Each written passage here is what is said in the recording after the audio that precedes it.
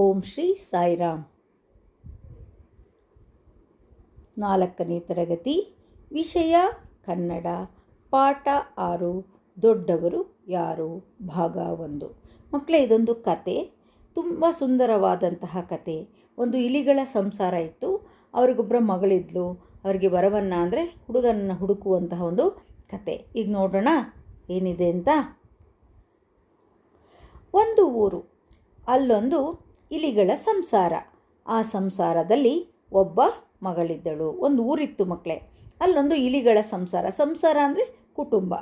ತಂದೆ ತಾಯಿ ನೀವು ಎಲ್ಲ ಇರ್ತಿರಲ್ಲ, ಅದೊಂದು ಕುಟುಂಬ ಅಂತ ಕರಿತೇವೆ ಸಂಸಾರವನ್ನು. ಆ ಸಂಸಾರದಲ್ಲಿ ಅಂದರೆ ಆ ಕುಟುಂಬದಲ್ಲಿ ಒಬ್ಬ ಮಗಳಿದ್ದಳು.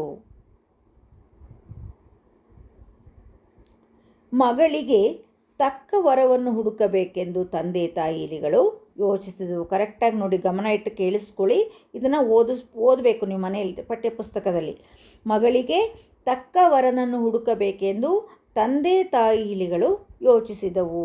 ಅಂದರೆ ಮಗಳಿಗೆ ಒಳ್ಳೆಯ ವರ ಅಂದರೆ ಹುಡುಗನನ್ನು ಹುಡುಕಿ ಮದುವೆ ಮಾಡೋದು.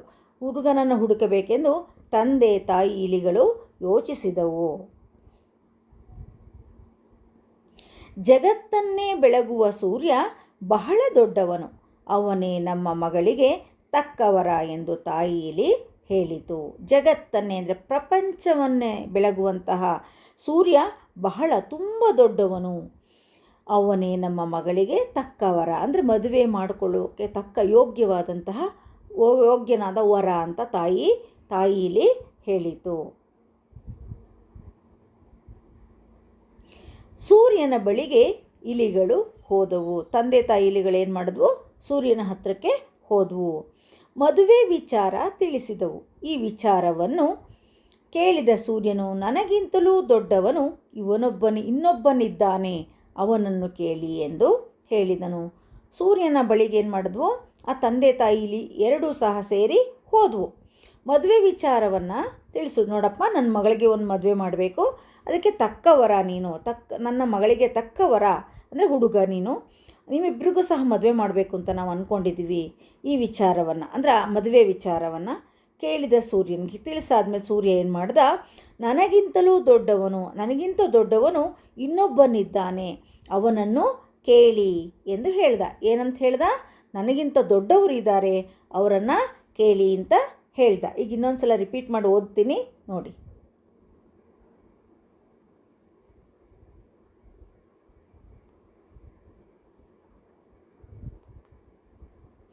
ಈಗ ನೋಡಿ, ಮೊದಲಿಂದ ಓದ್ಕೊಂಡು ಬರ್ತೀನಿ, ಕೇಳಿಸ್ಕೊಳ್ಳಿ. ಒಂದು ಊರು, ಅಲ್ಲೊಂದು ಇಲಿಗಳ ಸಂಸಾರ. ಆ ಸಂಸಾರದಲ್ಲಿ ಒಬ್ಬ ಮಗಳಿದ್ದಳು. ಮಕ್ಕಳೇ ಕೇಳಿಸ್ತಾ ಮಕ್ಕಳೇ? ಸಂಸಾರ ಅಂದರೆ ಕುಟುಂಬ.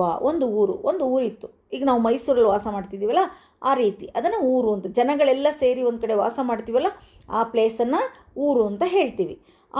ಆ ಥರ ಊರಲ್ಲಿ ಇಲಿಗಳ ಸಂಸಾರ ಅಂದರೆ ಇಲಿಗಳ ಕುಟುಂಬ ಪರಿವಾರ. ಆ ಸಂಸಾರದಲ್ಲಿ ಒಬ್ಬ ಮಗಳಿದ್ಲು. ಅರ್ಥ ಆಗ್ತಾ ಇದೆಯಾ? ಆ ಮಗಳಿಗೆ, ಇಲಿಗಳಿಗೆ ಮಗಳಿದ್ಲಲ್ಲ, ಆ ಮಗಳಿಗೆ ತಕ್ಕ ವರವನ್ನು ಹುಡುಕಬೇಕೆಂದು ತಂದೆ ತಾಯಿ ಇಲಿಗಳು ಯೋಚನೆಯನ್ನು ಮಾಡಿದ್ವು. ನನ್ನ ಮಗಳಿಗೆ ಒಳ್ಳೆಯ ವರವನ್ನು ಹುಡುಕಬೇಕು ಅಂತ ತಂದೆ ತಾಯಿ ಇಬ್ಬರು ಸಹ ಯೋಚನೆಯನ್ನು ಮಾಡಿದ್ವು. ಜಗತ್ತನ್ನೇ ಬೆಳಗುವ ಸೂರ್ಯ ಬಹಳ ದೊಡ್ಡವನು, ಅವನೇ ನಮ್ಮ ಮಗಳಿಗೆ ತಕ್ಕವರ ಎಂದು ತಾಯಿ ಇಲಿ ಹೇಳಿತು. ನಾವು ಹುಡುಕ್ತಾ ಇದ್ದೀವಲ್ಲ, ಅದಕ್ಕೆ ತಕ್ಕಂತಹ ವರ, ಪ್ರಪಂಚವನ್ನೇ ಬೆಳಗುವಂತಹ ಸೂರ್ಯ ಇದ್ದಾನಲ್ಲ, ಅವನು ನನ್ನ ಮಗಳಿಗೆ ತಕ್ಕವರ ಅಂತ ತಾಯಿ ಇಲಿ ಹೇಳ್ತು. ಸೂರ್ಯನ ಬಳಿಗೆ ಇಲಿಗಳು ಹೋದವು. ತಂದೆ ತಾಯಿ ಇಲಿಗಳು ಸೂರ್ಯನ ಹತ್ತಿರಕ್ಕೆ, ನೋಡಿ ಚಿತ್ರ ನೋಡಿ, ಸೂರ್ಯನ ಬಳಿಗೆ ಇಲಿಗಳೆರಡು ಹೋದವು. ಮದುವೆ ವಿಚಾರ ತಿಳಿಸಿದವು. ಈ ವಿಚಾರವನ್ನು ಕೇಳಿದ ಸೂರ್ಯನು, ನನಗಿಂತಲೂ ದೊಡ್ಡವನು ಇನ್ನೊಬ್ಬನಿದ್ದಾನೆ, ಅವನನ್ನು ಕೇಳಿ ಎಂದು ಹೇಳಿದನು. ನನಗಿಂತ ದೊಡ್ಡವನು ಇನ್ನೊಬ್ಬ ಇದ್ದಾನೆ, ಅವನ ಹತ್ರ ಹೋಗಿ ಕೇಳಿ, ನಿಮ್ಮ ಮಗಳಿಗೆ ತಕ್ಕವರ ಅವರು ಅಂತ ಹೇಳ್ತು. ಸಾಯಿರಾಮ್. ಮುಂದಿನ ಭಾಗವನ್ನು ಮುಂದಿನ ವಿಡಿಯೋದಲ್ಲಿ ವೀಕ್ಷಿಸಿ. ಈ ಪಾಠವನ್ನು ಮಕ್ಕಳೇ ಮನಸ್ಸಿಟ್ಟು ನೀವು ಕರೆಕ್ಟಾಗಿ ಓದಿರಬೇಕು. ಇದರ ಅರ್ಥಗಳನ್ನು ನಿಮ್ಮ ಪಠ್ಯಪುಸ್ತಕದಲ್ಲಿದೆ, ಅದನ್ನು ನೀವು ಬರೆದು ಅಭ್ಯಾಸವನ್ನು ಮಾಡಬೇಕು. ಸಾಯಿರಾಮ್.